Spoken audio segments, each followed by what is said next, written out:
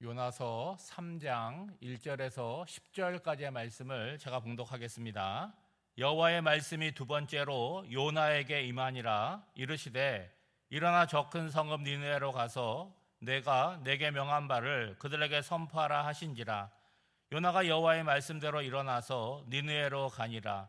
니느웨는 사흘 동안 걸을 만큼 하나님 앞에 큰 성읍이더라. 요나가 그 성읍에 들어가서 하루 동안 다니며 외쳐 이르되 40일이 지나면 니느웨가 무너지리라 하였더니 니느웨 사람들이 하나님을 믿고 금식을 선포하고 높고 낮은 자를 막론하고 굵은 베옷을 입은지라. 그 일은 니느웨 왕에게 들림에 왕이 보좌에서 일어나 왕복을 벗고 굵은 베옷을 입고 제 위에 앉으니라. 왕과 그의 대신들이 조서를 내려 니느웨에 선포하여 이르되 사람이나 짐승이나 소떼나 양떼나 아무것도 입에 대지 말지니 곧 먹지도 말 것이요 물도 마시지 말 것이며 사람이든지 짐승이든지 다 굵은 베옷을 입을 것이요 힘써 하나님께 부르짖을 것이며 각기 악한 길과 손으로 행한 강포에서 떠날 것이라. 하나님이 뜻을 돌이키시고 그 진노를 그치사 우리가 멸망하지 않게 하시리라. 그렇지 않을 줄을 누가 알겠느냐 한지라. 하나님이 그들이 행한 것 곧 그 악한 길에서 돌이켜 떠난 것을 보시고 하나님의 뜻을 돌이키사 그들에게 내리리라고 말씀하신 재앙을 내리지 아니하시니라. 아멘. 오늘 본문은 하나님의 말씀이 두 번째로 요나에게 임한 것으로 시작이 됩니다. 두 번째로 임했다라고 하는 것은 첫 번째로 임한 거 아니겠습니까? 언제 임했죠? 1장에서 임했고 오늘 3장에서 또 임합니다. 두 명령은 다르지 않습니다. 똑같습니다. 오늘 2절에 보면 그 명령은 뭐냐? 일어나 저 큰 성읍 니느웨로 가서 내가 내게 명한 바를 그들에게 선포하라 하신지라. 하나님께서 선지자를 이렇게 택하실 때 공고를 내고 지원자를 받고 거기서 실력을 가늠해서 선택하는 게 아니잖아요. 하나님께서 일방적으로 한 사람을 선택해서 하나님의 명령을 전달할 선지자로 세웁니다. 그런데 그 선지자들 가운데 유일하게 하나님의 말씀을 거부하고 도망간 선지자가 있는데 그 사람이 요나입니다. 요나가 좀 특별한 사람이죠. 하나님이 주신 명령이 뭡니까? 지금 니느웨로 가라고 하는데 니느웨는 이스라엘 북쪽에 있는 대제국 아스르의 수도입니다. 그 아스르는 이스라엘을 괴롭히는 국가예요. 그러니까 요나의 입장에서는 원수의 나라입니다. 그런데 그들에게 왜 가라는 거예요? 그들이 죄악으로 말미암아 멸망하게 될 거니까 너가 가서 그 사실을 그들에게 알려주라는 것입니다. 문제는 그 가고 싶지 않은 거죠. 왜냐하면 그들이 죄악으로 멸망한다면 바라던 바 아닙니까? 오히려 그렇게 기도했던 거 아니겠어요?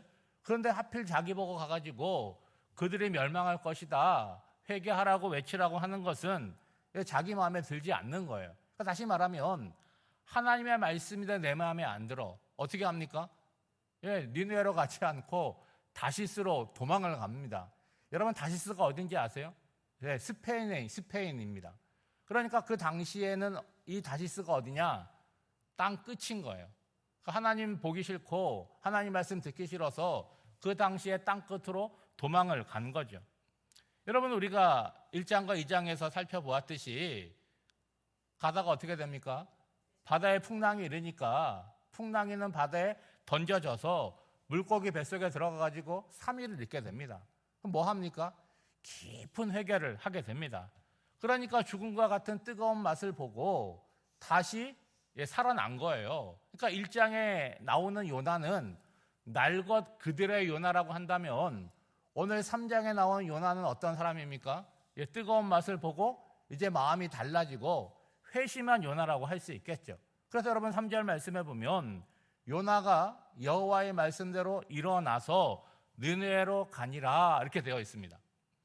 여러분 소선지서라고 하는 책이 12권이 있습니다. 오늘 요나서 바로 앞에 있는 책이 뭐냐?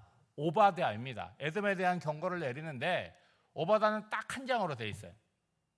요나서는 4장으로 되어 있는데 제가 볼 때는 딱 한 장으로 되어 있으면 좋았을 책입니다. 한 장이 된다면 몇 장만 있으면 되는 거예요? 3장만 있으면 되는 거예요. 그런데 요나서는 1장도 있고 2장도 있고 또 3장을 지나서 4장도 있습니다. 그 1장과 2장과 4장을 보면 이 선지자의 모습이 아니잖아요. 하나님 말씀을 듣기 싫어하고 불순종하고 도망갑니다. 그리고 3장을 지나 4장에서는 또 어떻게 하냐? 하나님께 막 대들어요. 예. 자기가 옳다고 막 우기고 막 그럽니다. 여러분 보면 어떻게 선지자가 이럴 수 있냐? 선지자는 경건하고 거룩해야 되는데 아주 불경스럽지 않습니까? 뭐 이런 자를 뭐 선지자로 삼았나 하는 생각을 할 수가 있어요. 근데 좋은 마음으로 생각해 보면 야, 이 사람 참 솔직한 사람이구나. 예? 자기 감정을 다루는 사람이구나 라는 걸 생각할 수 있지만 요나서가 주는 중요한 내용이 뭐냐? 누가 가느냐에게 중요한 것이 아니라는 거예요. 꼭 신앙이 좋고 마음이 뜨겁고 성령 충만하지 않아도 그 사람을 통해서 전해지는 하나님의 말씀 자체가 능력이 있다라는 이야기를 하고 있는 거죠. 자, 요나가 하나님의 명령대로 니느웨로 갔습니다. 갔는데 요나의 마음 자체는 어때요? 니느웨가 회개하기를 원합니까? 전혀 원하지 않아요. 가기는 갔지만 그 마음이 없습니다. 그래서 하나님의 말씀을 선포하지만 뭐는 얘기하지 않아요? 회개하라는 말은 쏙 빼놓습니다. 그러니까 최소한의 말만 하는 거예요.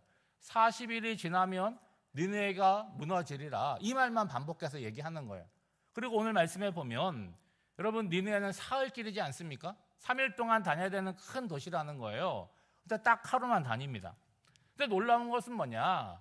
요나의 이 성의 없는 말, 그리고 누가 들을까 봐 오히려 조용하게 하는 이 말 가운데 니느웨 백성들이 반응을 보이는데 요나가 갖고 있는 생각을 완전히 깨트리죠. 아주 뜨겁고 적극적입니다.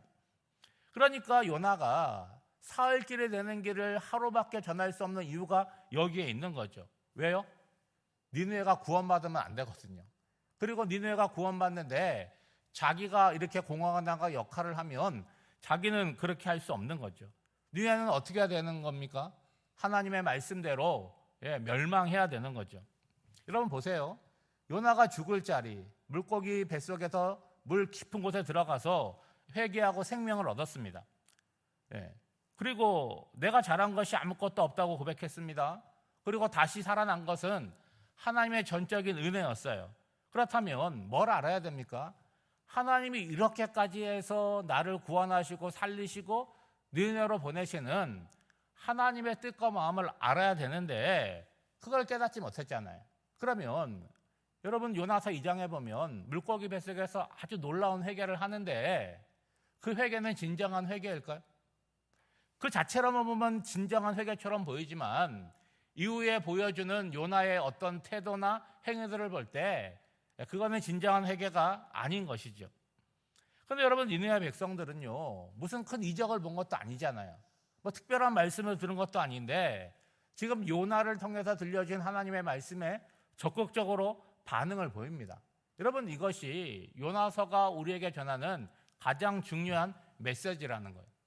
요나는 선민 이스라엘을 대표하는 사람입니다. 그런데 어떻게 하고 있어요? 선민답지 않게 하나님의 말씀을 안 듣고 도망하고 그리고 구원에 대해서 적극적이지 않습니다. 그런데 여러분, 1장에 보면 하나님을 알지 못하는 이방 선원들이 등장을 하죠.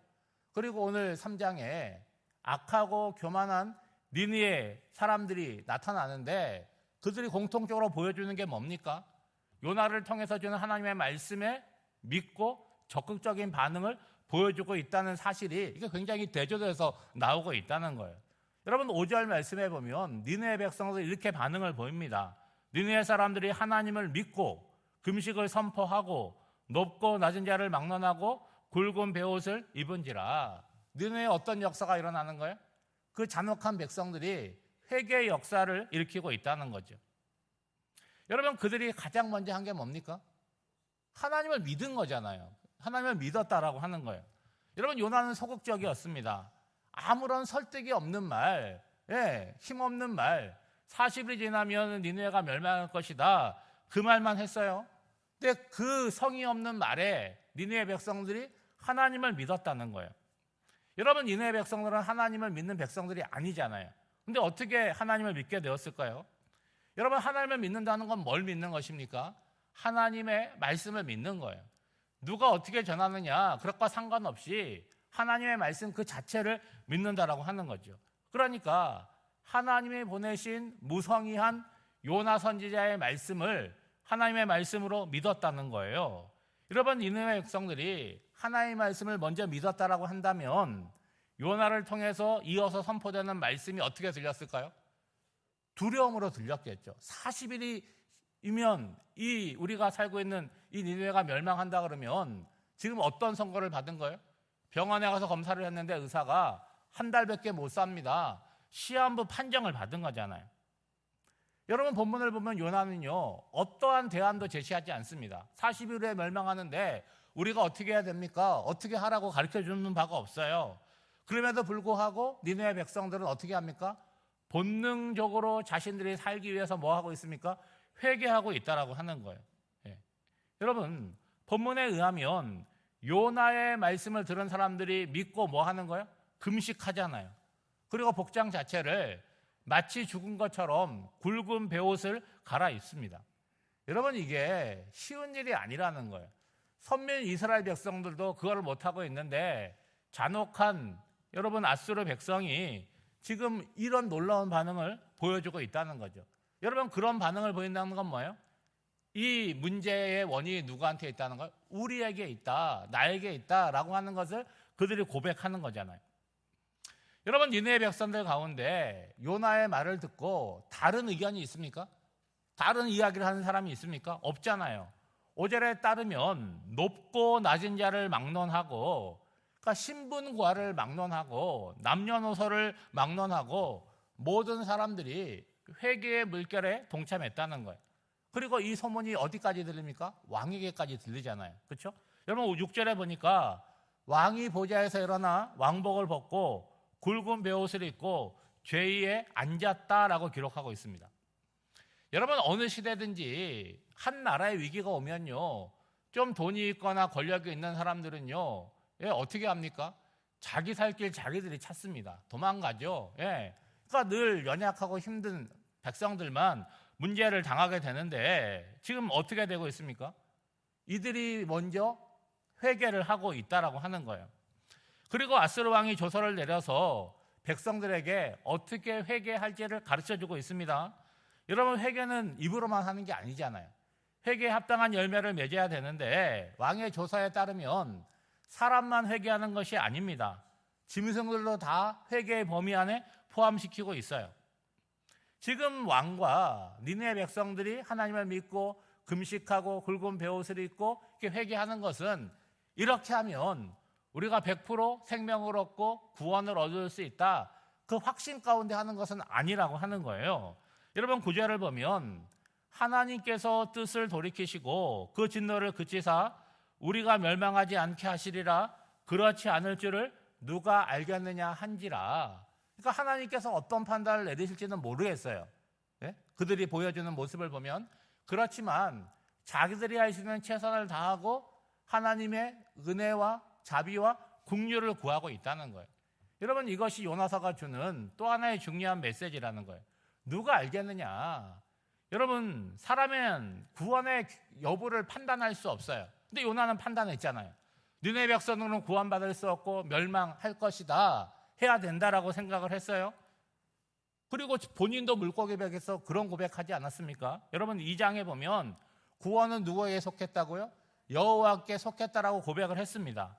그런데 그렇게 고백은 했는데 하나님께서 어떤 마음을 갖고 계시는지 요나는 생각하지 않았잖아요. 아니, 나중에 보면 요나는 하나님의 마음을 분명히 알았어요. 내가 이렇게 하면 하나님이 그들을 용서하실 거라고 생각을 하고 적극적인 모습을 안 보인 거죠. 사랑하는 성도 여러분, 신앙이라고 하는 건 뭐냐?